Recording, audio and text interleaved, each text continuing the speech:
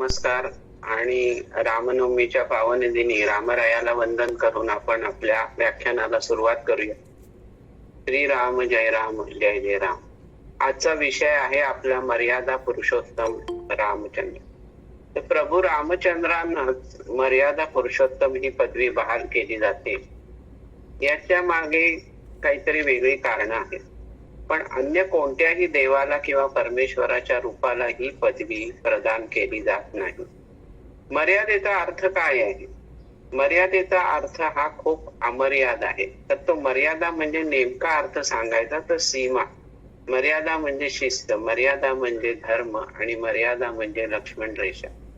आता स्वातंत्र्य आणि मर्यादा या दोन गोष्टी एकमेकांशी जरी निगडीत असल्या तरी दोन्ही मध्ये फार फरक आहे.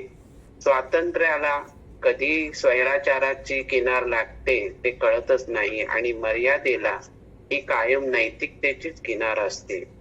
त्यामुळेच स्वातंत्र्य आणि मर्यादा ह्या एकाच नाण्याच्या दोन बाजू असल्या तरी एकाकडे स्वैराचार आहे आणि एकीकडे नैतिकता आहे. आपण राम आणि रावण या दोघांची जेव्हा तुलना करतो तेव्हा आपल्याला असं लक्षात येतं की स्वातंत्र्यामध्ये अतिशय स्वैराचार्यांनी वागणारा हा रावण होता, तितकाच तो महान तपस्वीही होता. याकडे लक्ष द्यायलाच पाहिजे, कारण रामातुल्य त्याचं एकंदरच भावविश्व होतं, एकंदरच त्याचे शक्ती सामर्थ्य होतं. पण तरी सुद्धा कुठेतरी वेगळ्या वाटेने केल्यानंतर काय होतं त्याचं उदाहरण म्हणजे रावण आहे. त्यांनी मर्यादा अनेक ठिकाणी ओलांडलेली आहे आणि प्रभू रामचंद्रांनी नैतिकतेच्या चौकटीत राहूनच मर्यादांचं इतकं काही चखोटपणे पालन केलेलं आहे की त्याला काय म्हणावं, म्हणजे म्हणूनच त्यांना मर्यादा पुरुषोत्तम असं म्हटलेलं आहे. आता मर्यादा नसलेलं जीवन म्हणजे कसं असतं तर दिशाहीन जीवन असतं. मग प्रभू रामचंद्रांना आपण देवत्व बहाल केलेलं आहे. कसलं देवत्व आहे ते? राम म्हणजे फक्त देव नाही तर आदर्श तत्वाचं मूर्तिमंत उदाहरण आहे. मर्यादा हा शब्द आजच्या काळात जिवंत तरी आहे का याचा सगळ्यांनी विचार करायची वेळ केव्हाच टळून गेले. आता याच्या पुढे विचार करायचा की नाही हे त्याचं त्यांनी ठरवावं. आता रामरायाच्या मर्यादा पुरुषोत्तम गुणांची सुरुवात त्यांच्या जन्माच्या आधीपासूनच होते. ती कशी? तर आपण या आधी हे पाहिलेलं आहे की पुत्रकामेष्टी यज्ञामध्ये यज्ञदेवांनी सम्राट दशरथाच्या हातामध्ये पायस दिलं आणि राण्यांना ते पायस द्यायला सांगितलं, कारण पुत्रकामेष्टी यज्ञ. ते पायस प्यायल्यानंतर राण्यांना पुत्र प्राप्ती होईल, घराण्याला वंश मिळेल, रघुकुलाला वंश मिळेल. आणि तो यज्ञ नारायण त्यांना सांगतो की तुमच्या पोटी जन्मा येतील योद्धे चार महान, दशरथा हे गे पायसदान. आणि तेव्हा त्या पायसदान म्हणजे काय? 3 सुवर्णाच्या पात्रांमध्ये खीर भरलेली होती. त्यातलं एक पात्र कौसल्येला दिलं, दुसरं उर्मिलेला आणि तिसरं पात्र कैकेयीच्या हातात असताना एक घास त्याच्यावर धडक घालून ते घेऊन गेले. आता प्रश्न असा आला की या दोघींकडे पायस आहे, कैकेयीकडे ते पायस नाही, कारण तिच्या वाटणीचं पायस ती घार घेऊन गेलेली आहे. मग आता काय करायचं? तर आता तिथं स्वार्थ आला होता का उर्मिलेच्या मनात, कौशल्याच्या मनात? नाही. तर त्यांनी आपल्या दोघींनी त्यांच्या पायसामधलं पायस कैकेयीला दिलं आणि कैकेयीला ते दिल्यानंतर अर्धा भाग कौशल्याच्या पायसामधला अर्धा भाग आणि सुमित्रेच्या पायसामधला अर्धा भाग ह्या कैकेयीला मिळाला. म्हणजे तिथं लक्षात आलं की स्वार्थाची मर्यादा केव्हाच या दोन्ही राण्यांनी ओलांडली. तिथे स्वार्थ त्यांच्या आड आलेला नाही, तिथं सवती मत्सर आड आलेला नाही, काहीच आड आलेलं नाही. नैतिकतेच्या दृष्टिकोनातून त्यांनी ते अत्यंत प्रेमाने आपल्या पायसातला अर्धा भाग त्यांना दिलेला कैकेयीला. आणि मग तिन्ही राण्या गर्भवती झाल्या आणि नंतरची आपल्या कथा माहिती आहे की त्यांच्या पोटी जन्मा येतील योद्धे चार महान.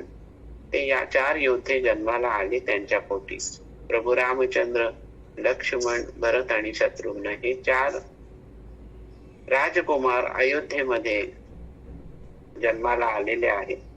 आणि रामाच्या जन्माच्या वेळेला नेमकं काय झालं की कौशल्याच्या मनामध्ये असा किंतु होता का की मी अर्धच पायस खाल्लेला आहे. मग माझ्या बाळाचं कसं होईल, माझ्या पोटी जे जन्माला येईल ते, तसं काही झालं नाही. आणि मग काय म्हंटलंय की रामनवमीच्या दिवशी चैत्र मास त्यात शुद्ध नवमी ही तिथी, गंधयुक्त तरीही वात उष्ण हे किती, दोन प्रहरी काग शिरी सूर्य थांबला, राम जन्मला ग सखी राम जन्मला. आता कौशल्याची भावावस्था तिथे कशी आहे बघा, मर्यादित आहे ती सुद्धा. कशी आहे मर्यादा, की संपूर्ण असं थोई थोई नाचावं असं वाटत नाही आनंदाने. सगळीकडे ते दवंडी पेटवली, साखर वाटली हत्तीवरनं, सोन्या नाणे उधळलं, ते दशरथाने केलं. पण कौशल्याची भावावस्था काय होती, अर्ध पायस दिलेला आहे तरी सुद्धा तो किंतु मनामध्ये नाही. तर कौशल्या राणी हळू उघडी लोचने, निपुणी जाय माय स्वतः पुत्र दर्शने, ओघळले आसु सुखे कंठ दाटला, राम जन्मला ग सखी राम जन्मला. सगळं रामाचा जन्म झाल्यानंतरच सगळे किंतु परंतु पण हे सगळे विसरून, म्हणजे विरूनच गेले की नाही सगळीकडे. मग परमेश्वरी योजनेने घडवलेला जन्म आहे, भगवंत अवतरित झालेला आहे. कधी कधी काय होतं माहितीये का, कधी कधी भगवंतांना ही मनुष्य देहात वावरण्याची लहर येते. लहरच आहे ती, आता परमेश्वराची लहर आहे. त्याला का मनुष्य देह आवडतो याचं कारण जर सूक्ष्मात शोधायचं झालं तर त्यानेच हे सगळं विश्व निर्माण केलं, त्यानेच ही सृष्टी निर्माण केली, त्यानेच मनुष्य प्राणी निर्माण केला, ज्याचा इतर सजीव निर्माण केले तसा. आणि त्या मनुष्य प्राण्यामध्ये त्यांनी विशेषत्व ठेवलं, म्हणजे बुद्धिमत्तेचा अतिशय विकसित भाग ठेवला. त्याला वाचा दिली, त्याला विचारशक्ती दिली, आणि जे कोणत्याही प्राण्याला बहाल केलेलं नाही असं मन नावाचं एक अजब यंत्र त्यांनी त्याच्या शरीरामध्ये बेमालूमपणे बसवलं. आणि मग आजचा जो मनुष्य, आपण मनुष्य जो म्हणतो, तो आकाराला आला, रूप रस गंधा सहित आकाराला आला. आणि त्या मनुष्याला जे मनुष्यत्व बहाल केलं परमेश्वराने, त्या मनुष्यत्वाची भुरळ प्रत्यक्ष परमेश्वराला सुद्धा पडते. आणि मग होतं कसं की त्यांना मनुष्य देहात वावरण्याची लहर येते, आणि ते अंश रूपाने अवतार धारण करतात. आपण अवतार हे नाव त्याला दिलेलं आहे. परमेश्वरांनी असं कधीही म्हटलं नाही की माझा हा अवतार आहे. अवतार याचा अर्थच हा होतो की काहीतरी विशेषत्व. कुठल्याही मनुष्याला आपण म्हणत नाही की हा आमचा मुलगा म्हणजे हा आमचा अवतार आहे, असं नाही म्हणत कधी पण. पण अवतार हे फक्त परमेश्वरालाच बहाल केलेलं एक बिरुद आहे. आता ईश तत्व जेव्हा मनुष्य तत्वात मिसळतो, तेव्हा रामराया जन्म घेतो, तेव्हा श्रीकृष्ण जन्माला येतो, तेव्हाच अनेक अवतारांचे जन्म होतात. म्हणजे अवतारी पुरुष जन्माला येतात, ते सगळेच मर्यादा पुरुषोत्तम असतात. आता मर्यादा पुरुषोत्तमामध्ये रामरायांना अग्रगण्य स्थान आहे. पुरुषोत्तम याचा अर्थ नेमका काय? पुरुषोत्तम याचा अर्थ आहे पुरुषांमध्ये सर्वोत्तम. मग आता स्त्रीमध्ये सर्वोत्तम काय आणि पुरुषांमध्ये सर्वोत्तम काय असा प्रश्न येऊ शकतो. पण स्त्री मधलं जे पुरुष तत्व आहे, ती स्त्री सुद्धा तशी जर घडली गेली की आता संत तत्वाला पोचलेल्या अनेक स्त्रिया आपल्याला माहिती आहेत. मग त्यांच्यामध्ये काय होतं?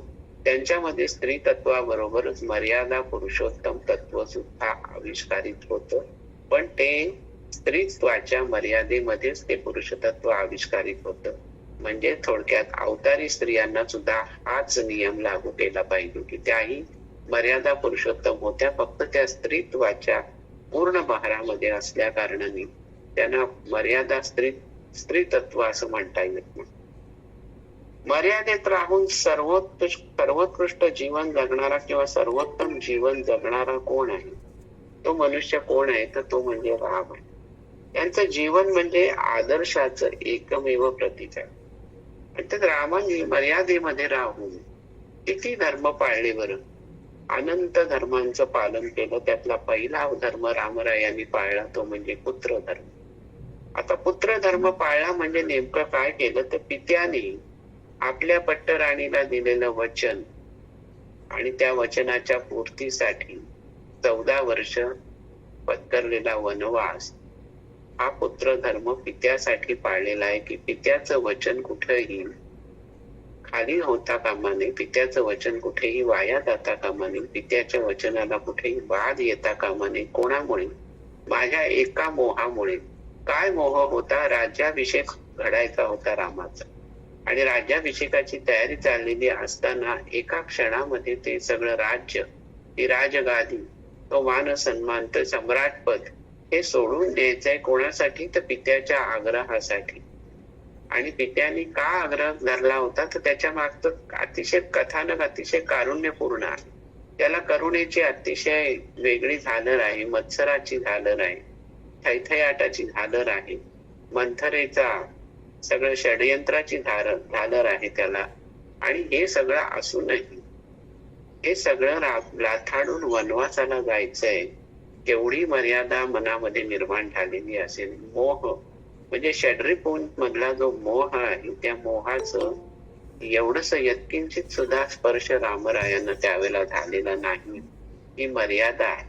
त्यावेळेला त्यांना राग आला नसेल का कैकेयीचा, की तिने अतिशय त्यांच्यावरती अन्याय केलेला आहे त्यावेळेला. मग अन्याय केलेला आहे तर आजच्या काळातला एखादा योग असेल, मुलगा असता तर त्यांनी तिचा गळा दाबला असता, पण ते त्या काळी रामरायांनी ते केलं नाही.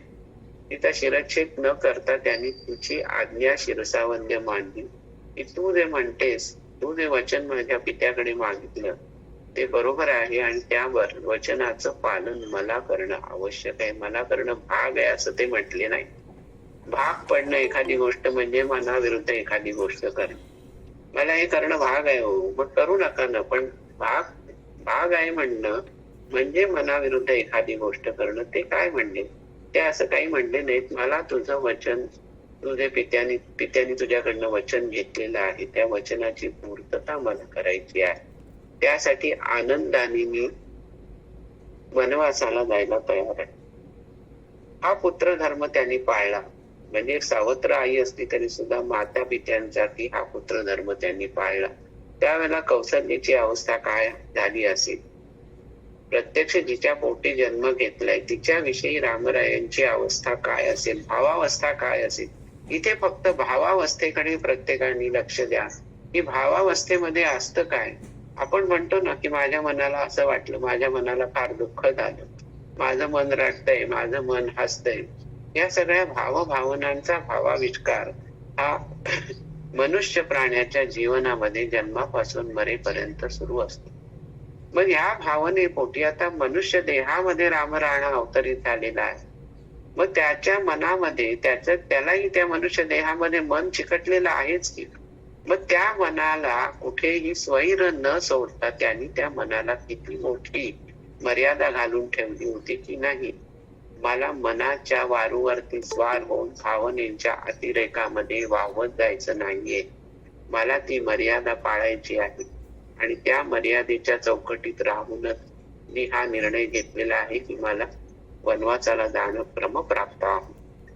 हा पुत्र धर्म पाळलेला आहे. हा मनाच्या मर्यादेचा अत्युच्च आविष्कार आहे. मोह सोडलाय, एका क्षणात सगळं त्यागलंय. या त्यागाचं मूर्तिमंत उदाहरण म्हणजे रामराया नव्हे का. पुढचा धर्म येतो तो भ्रातृधर्म येतो, की भरताला ते क्रोध अनावर झाला की माता न तू वैरिणी, असं तो कैकेयीला म्हणतोय.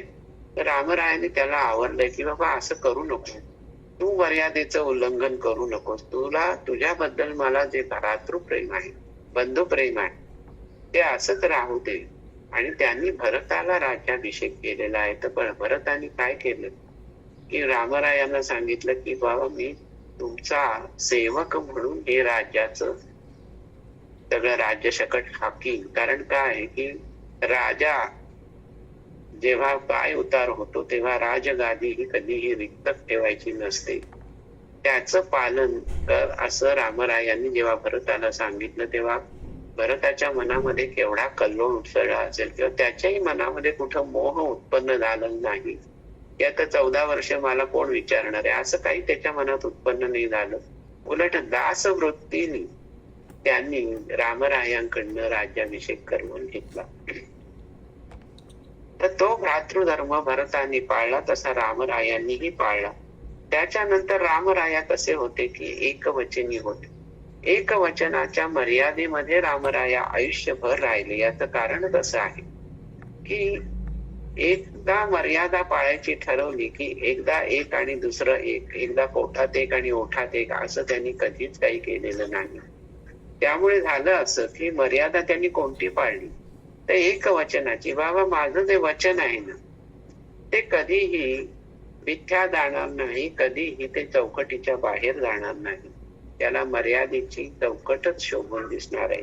कारण माझं एकच वचन आहे. मी कधीही अनेक वचनांमध्ये स्वतःला बांधून ठेवत नाही. मी एकाच वचनामध्ये स्वतःला बांधून ठेवतो. दुसरं असं आहे की त्यांनी एक वचन, एक बाणी, एक बाणी म्हणजे अमोघ जी शस्त्रविद्या त्यांना अवगत होती रामरायांना, त्या शस्त्रविद्येमध्ये एकदा का बाण प्रत्यंच्या धनुष्यावर ठरवलं, एकदा का बाण प्रत्यंच्या लावून धनुष्यावरती एकदा सिद्ध केला की तो अमोघ बाण आहे की त्या बाणाला परत येणं माहिती नाही. तो लक्ष्यावरती जाऊन अचूक लक्ष्यभेद करणारच. पण त्याच्यासाठी 1760 बाण मी सोडलेले आहेत आणि त्याला विद्ध केलेलं आहे. तर असं नाहीये. तर जी विद्या शिकलेली आहे, जी शस्त्रविद्या शिकली, जी अस्त्रविद्या शिकली, जी मंत्रविद्या शिकली, ती इतकी काही चपखल शिकलेली, इतकी काही प्रकर्षाने शिकलेली आहे की त्याला कुठेही मर्यादा सोडून बाहेर जायची इच्छाच होणार नाही. त्या विद्येला, त्या मंत्रांना, त्या शक्तीला, त्या धनुर्विद्येला. त्यामुळे बाण एकदा का त्यांनी त्या धनुष्यावरती लावला की त्याच्या मागे आगे पुढे कुठलीही बाण लावायची गरज नव्हती. इतकं ते एक बाणी होते. आणि हे एक बाणी म्हणजे काय असतं की आपल्या विद्येवरती, आपल्या शक्तीवरती, आपल्या सामर्थ्यावरती अतूट विश्वास असला तरच या गोष्टी घडतात. आणि या विश्वासाला पात्र ठरणारे एकमेव आहे ते म्हणजे मर्यादा पुरुषोत्तम प्रभू रामचंद्र. श्री राम जय राम जय जय राम. आपण सतत हे जप करत असतो. कशासाठी करायचा तो जप? गोंदवलेकर महाराजांनी हा जप अखिल जगताला महामंत्र म्हणून दिलेला आहे. येता जाता, बसता उठता, काही करता, जेवता खाता तुम्ही हा मंत्राचा जप करा. हा मंत्र मुळातच सिद्ध मंत्र आहे. रामराया हाच मुळी सिद्ध पुरुष असल्या कारणाने, त्याचं नाव हेच सिद्ध मंत्र असल्या कारणाने गोंदवलेकर महाराजांनी हाच मंत्र जगताला दिला. आणि मंत्र देण्यामागचा उद्देश हा नव्हता की मी कोणतरी विशेष आहे, मी गुरु आहे, तुम्ही माझे शिष्य आहात, हे काही भानगड त्याच्यामध्ये नव्हतीच. सहज भाव होता. कुठेही त्या संतांच्या मनामध्ये असा भाव निर्माण झाला नाही की मी गुरुच्या मर्यादेत आहे, तुम्ही शिष्याच्या मर्यादेत आहात. नाही. गुरुतत्व, शिष्य तत्व हे रामरायाच्या नामस्मरणामध्ये इतकं काही रंगून गेलेलं होतं की गुरु कोण आणि शिष्य कोण ह्याचा प्रश्न पडावा, असाच प्रश्न पडावा, इतकं ते समरसता होती. तर रामरायाचं नामस्मरण जिथं केलं जातं, जिथं तिथं केलं जातं, तिथं तिथं ही समरसता प्रकर्षाने जाणवते. याचं कारण कसं आहे की ते नाम सिद्ध आहे, ते मर्यादेत घेतलेलं नाम आहे. पण रामनामाचा जप किती कोटी करावा हो, अनंत कोटी ब्रह्मांडा एवढा सुद्धा करावा, त्याला काही मिती नाही, त्याला मात्र मर्यादा नाही. कारण रामनाम हे अखिल जगताला चारी युगामध्ये तारणारं नाव आहे. आता जरी आपण कधी युगामध्ये राहत असतो तरी याच्या आधीच्या युगामध्ये सुद्धा रामनामाचा आविष्कार हा प्रकर्षाने होता. आणि रामनामाचा आविष्कार असल्या कारणाने गोंदवलेकर महाराज नेहमी सांगत असत की कलियुगात कोणाचा अवतार आहे? कलियुगात रामनामाचा अवतार आहे, नामाचा अवतार आहे, असं गोंदवलेकर महाराज म्हणतात.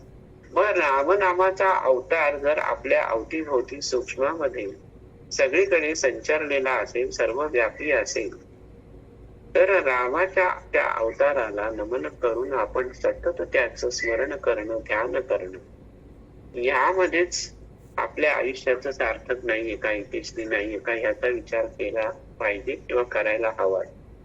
आता संयमाच्या दृष्टिकोनातून विचार केला तर स्वयंवरासाठी जेव्हा सीतेच्या स्वयंवरासाठी जेव्हा वसिष्ठ मुनी राम लक्ष्मणांना घेऊन जनकाच्या मिथिला नगरीत गेलेले आहेत, तर त्यावेळेला जनकाने जो पण लावलेला आहे स्वयंवरात, ते शिवधनुष्यावर प्रत्यंच्या चढवायची आहे.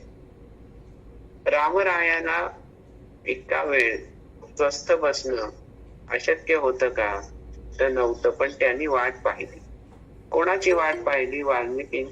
वसिष्ठ ऋषींच्या आदेशाची वाट पाहिली की रामा, आता तू हा स्वयंवराचा पण जिंकावास, त्यासाठी तू पुढे हो.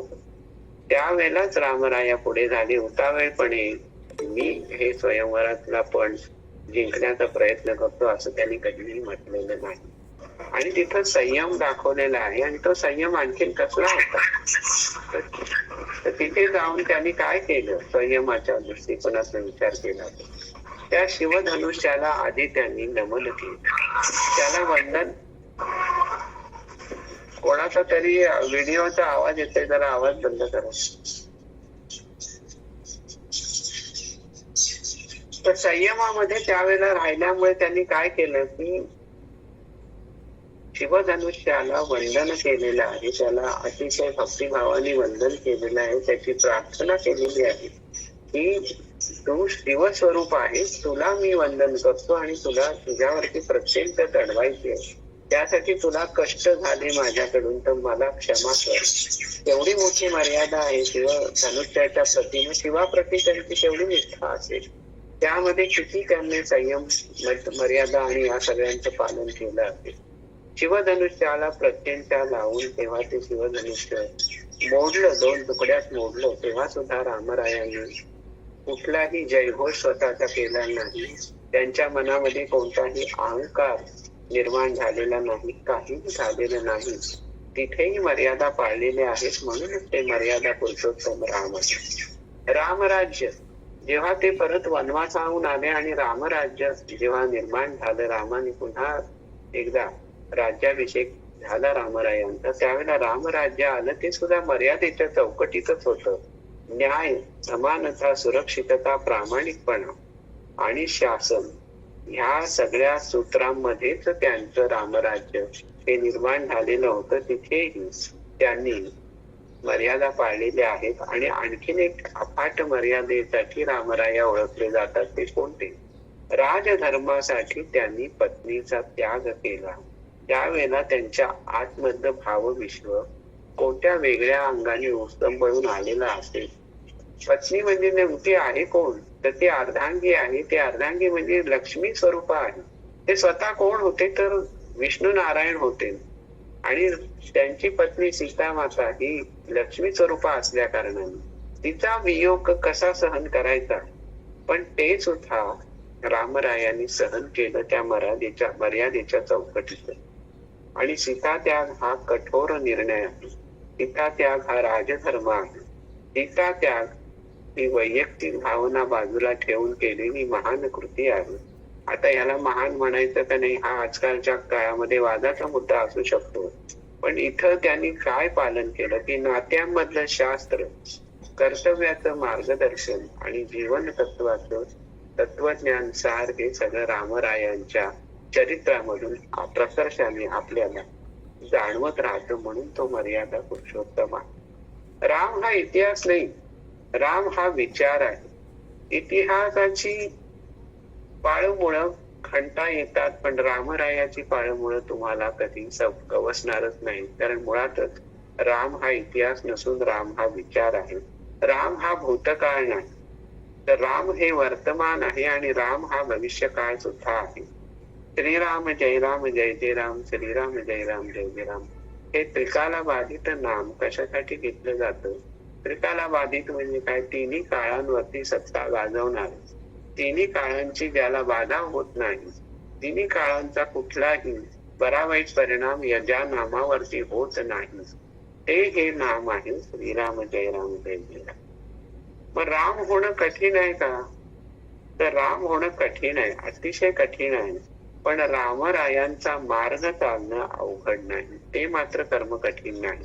ते मनात आणलं, आपल्या मनाला जर चौकटीच्या बंधनामध्ये ठेवलं, मर्यादेच्या बंधनामध्ये ठेवलं, तर राम होणं कठीण आहे. पण रामाचा मार्ग चालणं अवघड नाही. एक तरी पाऊल रामरायाच्या मार्गावरती टाकून बघावं. आपल्याला त्यातलं काय गवसतं आणि काय गवसत नाही. आपल्या मर्यादित अशा बुद्धिमत्तेला आपल्या मर्यादित अशा विचारशक्तीला नेमकं काय गवसतं, नेमकं काय गवसत नाही याचा विचार प्रत्येकाने करून बघावा. तर त्यागून या वैभव निघे वनवासी, राजमुकुट दूर ठेवून, आणि पितृवचनाचा मान राखा या सोडी सुखांची नगरी. शक्य आहे का आजच्या काळामध्ये? पण ते गोष्ट शक्य झाली कारण मर्यादेच्या चौकटीमध्ये ते राहिले म्हणून. मग त्याच्यामध्ये काय होतं की नाही खंत नाही तक्रार, मुखी शांततेचा वास, अन्याय जरी जाणवतो अंतरी तरी धर्माचा अपश्वास. सीता साथी प्रेम भावे, लक्ष्मण निष्ठेने धावला, वनमार्गी या तिघांचा त्याग दीप उजळा. राजा तरीही विरक्त असा स्थितप्रज्ञ तो धीर, सुख दुःखांच्या पलीकडे तो धर्म राखी गंभीर. हे फार मोठी गोष्ट रामरायांनी केली. धर्माचं रक्षण केलं, धर्माचं संरक्षण केलं, धर्माला चौकटीमध्ये बांधून ठेवलं, धर्माला कुठेही स्वैराचाराचं स्वरूप प्राप्त करू दिलं नाही. धर्म हा शास्त्रसंमत अशा चौकटीतच त्यांनी कायमच बांधून ठेवलेला आहे. सुख सोडणं कठीण नाही, पण योग्य गोष्टीसाठी सुख सोडणं हाच खरा मर्यादा पुरुषोत्तम रामाचा फार मोठा गुण आहे. सुख सोडणं आजच्या काळात किती कठीण आहे हे प्रत्येकाने विचार करून पाहावं. मग रामरायाच्या समोर सगळी सुख हात जोडून उभी होती. प्रत्यक्ष पित्याला 3 राण्या होत्या, पण यांनी कधीही एकपत्नी व्रताचा त्याग केलेला नाही. त्यांनी बहुपत्नी व्रत आचरलेलं नाही. ही सुद्धा केवढी एक मोठी मर्यादा होती. कोण त्यांना अडवणार होतं त्या काळी, पण तसं काही त्यांनी केलेलं नाही. म्हणूनच रामरायांचा संदेश काय आहे? कर्म करा पण धर्माने वागा. धर्माने वागलं तरच तुम्हाला मर्यादेची चौकट म्हणजे नेमकी काय हे कळेल. आता धर्माने वागा म्हणजे आपण ज्या धर्मात आलो त्या धर्माने वागा असा त्याचा अर्थ नाही.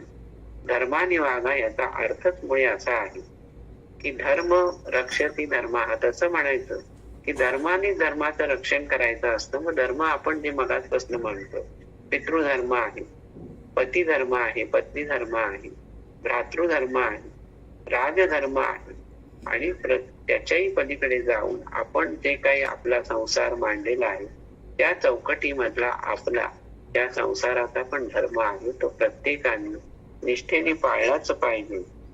त्याच्यासाठीच रामराया म्हणतात की कर्म सगळी करा हो तुम्ही, उपभोग सगळे घ्या, कुठलीही गोष्ट त्यागू नका, मर्यादित राहा. उपभोग हे मर्यादेशील असावे, भोग हे मर्यादेशील असावे. स्वैराचाराला कधीही कुठेही आरा कुठल्याही शास्त्र देत नाही, कुठलाही धर्म देत नाही. दुर्दैवाने काही धर्मांना याचा विसर पडलाय, त्याच्याशी आपण त्याबद्दल काही आपण बोलू शकत नाही. आता रामरायांच्या बाबत एक श्लोक कायम म्हटला जातो, तो रामरक्षेतला आहे, आणि अनेक जण संकटांसाठी तो तोडगा म्हणून तो श्लोक आहे तो म्हणायला सांगतात. मग कोणी म्हणतं 21 वेळा म्हणा, कोणी म्हणतं 51 वेळा म्हणा, कोणी म्हणतं 108 वेळा म्हणा. कोणता श्लोक आहे तो? तर श्लोक आहे रामरक्षेमधला, आपदाम पहर्तारम दातारम सर्व संपदा, लोकाभिरामम श्रीरामम भूयो भूयो नमाम्य. आता आपदाम पहर्तारमचा अर्थ काय आहे? तर संकटांचा नाश करणारा. दातारम सर्व संपदा याचा अर्थ काय आहे? सर्व प्रकारच्या संपत्तीचा, म्हणजे संपदा म्हणजे संपत्ती. मग ती संपत्ती भौतिक संपत्ती आहे, ऐहिक संपत्ती आहे, तशीच आध्यात्मिक संपत्ती सुद्धा आहे. या दोन्ही तिन्ही संपत्तींचा दाता असणारा तो जो दातारम सर्व संपदा असं रामरायाला म्हटलेला. लोकाभिराम, आता लोकाभिराम म्हणजे सर्व लोकांना प्रिय असणारा, सर्व लोकांची मन मोहून टाकणारा जो आहे, त्या रामाला, त्या भगवान श्रीरामाला मी वंदन करतो. कसं वंदन करतो? भूयो भूयो नमाम्यहम, वारंवार वंदन करतो, वारंवार नमस्कार करतो. आता याचा जर अर्थ आपण बाह्यांगी बघितला तर आपदामध्ये अज्ञान, अहंकार आणि भय, आसक्ती असं जर आपण म्हटलं तर बाह्यात तरी काय आहे? तर आपण म्हणतो संकटाचा नाश करणं. आणि अंतरंगातला खरा अर्थ जर आपण विचार केला तर कुठला आपल्या मनामध्ये कुठली संकट असतात? तर अज्ञान असतं, अहंकार असते, भय असतो आणि आसक्ती असते, त्याच्यामध्ये विकार आहेत, वासना आहेत, अनंत गोष्टी आहेत. या सगळ्या संकटांमधनं जी काही संकट मनुष्य स्वतःवरती ओढवून घेतो, त्या संकटांचा नाश कर असं सांगणारा हा श्लोक आहे. आपदाम पहता, ज्या पण आपदा आमच्या